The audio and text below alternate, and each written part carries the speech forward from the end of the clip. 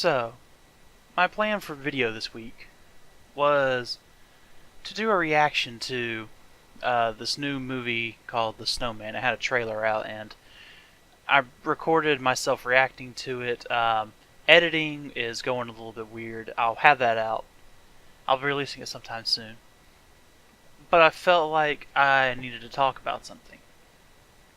As you can tell by the title, I'm going to be talking about the passing of Chester Bennington, the lead singer of Linkin Park.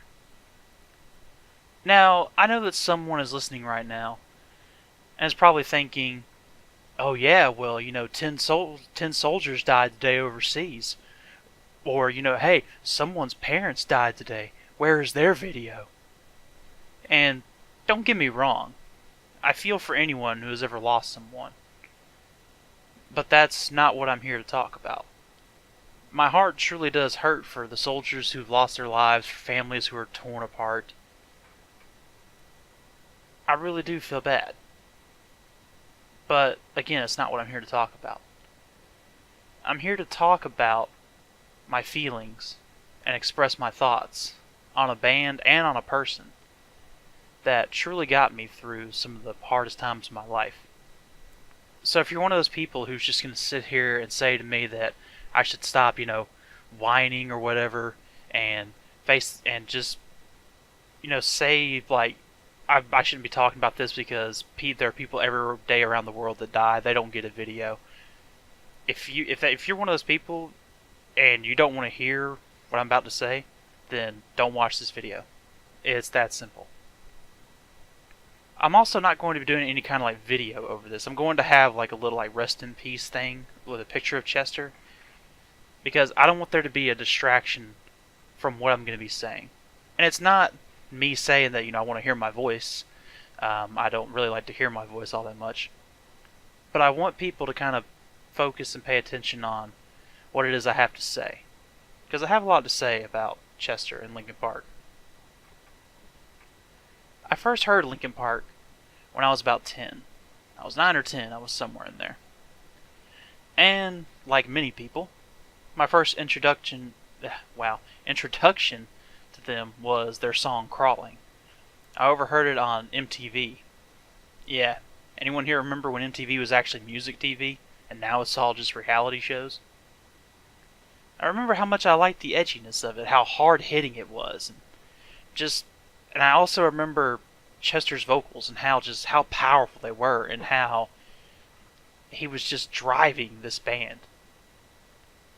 So a couple of weeks later, I'm hanging out with a friend of mine. We're playing pool, listening to the radio. We're at his house in the basement. And all of a sudden, the song comes on. And I say to my friend, hey, I kind of like this song. Can you turn it up? So we listen to the song. After the song is over, he informs me, he's like, well, hey, I actually have the whole album. Do you want to go listen to it? And I say, yeah, sure, of course. I'd love to hear it. So we go to his room to play some video games. He puts the album on repeat. We listened to the album 3 times. And I remember loving every single song that came on. It was amazing to me, because this was kind of like my first foray into rock music. So you can imagine how excited I was whenever my buddies said, well, I actually have 2 copies. I actually got one for myself, and my parents bought me one. Would you like to have one? And it's because of my friend that I got a copy of Hybrid Theory. And it's because of my friend I basically became a Linkin Park fan for life. Now, I'm not going to sit here and talk about every single album and how I feel about each one. I do have my favorites and my not-so-favorites. And I'm not going to sit here and say that LP were going in a different direction these days, because they were. That much is evident. When you look at the new album, it's not exactly their hardest album to date. But it seems like no matter what direction they go in, I always end up loving their songs. For example, the song Heavy really, really spoke to me, a lot like the rest of their songs do. But it seemed like whenever I went on the YouTube page, people were saying how this isn't Linkin Park. And yet, it didn't necessarily have to be all about the heaviness. The song Heavy was just a very good song.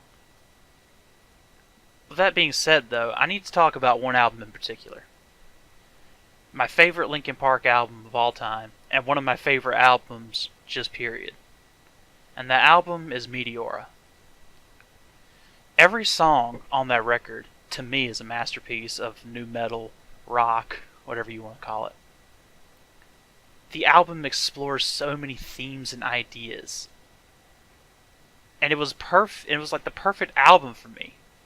I was like 12 or 13 when the album came out, so I was going through the pubescent stage, that awkward stage that everyone loves going through.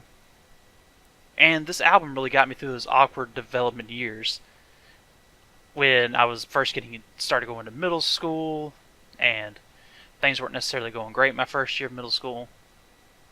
And then I turned 14. And this is when Meteora became more than just an album to me. When I turned 14, I began to go through a pretty dark time in my life. I was just kind of a dark person. I didn't really care about anything. And I was kind of on the verge of hating life. My attitude was taking a very bad turn. I was disrespecting my parents. I was cutting school for different reasons. I'm not going to go into that. I was getting into fights left and right pretty much because I wanted to. I'm pretty much the complete and polar opposite of what I am today. And I remember just being constantly angry all the damn time. I remember feeling like the song Numb. I was pretty much numb to everything around me, and it felt like I was just walking through a fog. Like I was the only one. And yeah, I had friends and I loved my family and all. My family loved me back. But I still felt disconnected. A lot like, a lot of early teens do when they're going through these changes and they think no one can relate to them. That was me on a constant daily basis. I felt like I was the only one in my own little world. Well, then one night, a pretty big event in my life happened. I'm not really going to go into that because that's a part of me I don't really like talking about to strangers.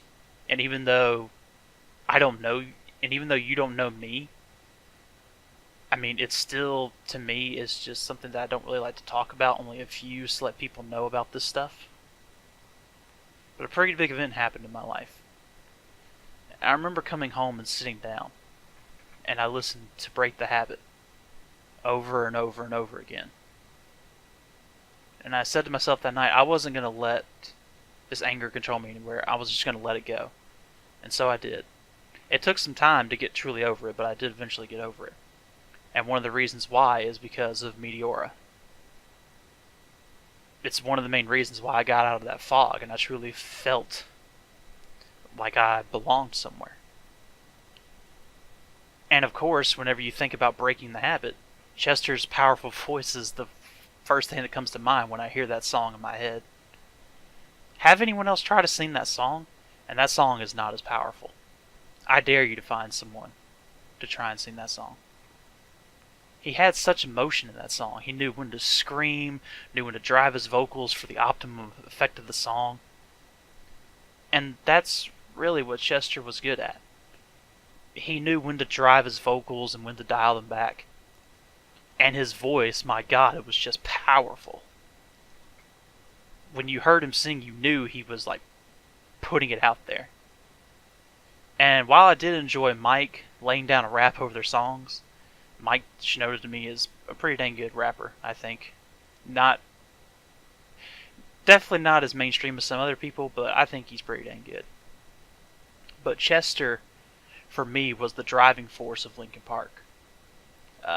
It truly is a blessing to be able to have heard him live, because I'm going to tell you right now, what you hear on the album is nothing like what you hear live. It was always a treat. And he gave everything he had, and he left it out there on the stage. He didn't take one thing back. He gave people everything. He was filled with just raw, pure talent. It was one of those voices that you would never forget. You always knew it was him. As soon as he started singing, you're like, that's Chester. And it's a shame to know that that voice will never be heard again. To say that Chester and Linkin Park are a big part of my life is an understatement. I own every Linkin Park album.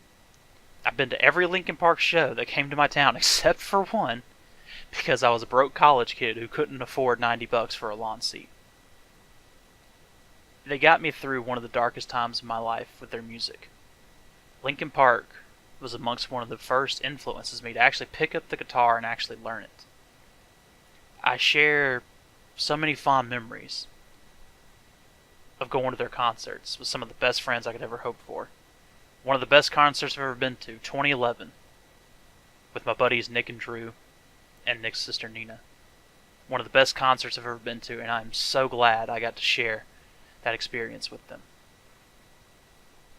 So many great memories thanks to Linkin Park and also to Chester. So Chester, you'll be greatly missed by me and many others. Your music was truly inspiring. Your voice was a blessing to the music industry, and Linkin Park will never be the same. I don't even know if Linkin Park is going to continue. And so to Chester, I say thank you for the many years of great music. Thank you for giving it everything you ever had on that stage. And thank you just for being an influence.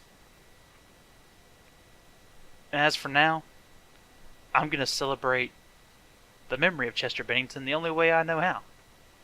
By firing up Meteora and just losing myself in the album. Rest in peace, Chester. You will be missed. Thank you very much for watching. In the comments below, feel free to share your feelings on Chester, Linkin Park, anything you want to talk about. I'm Joker777, and I'll catch you guys later.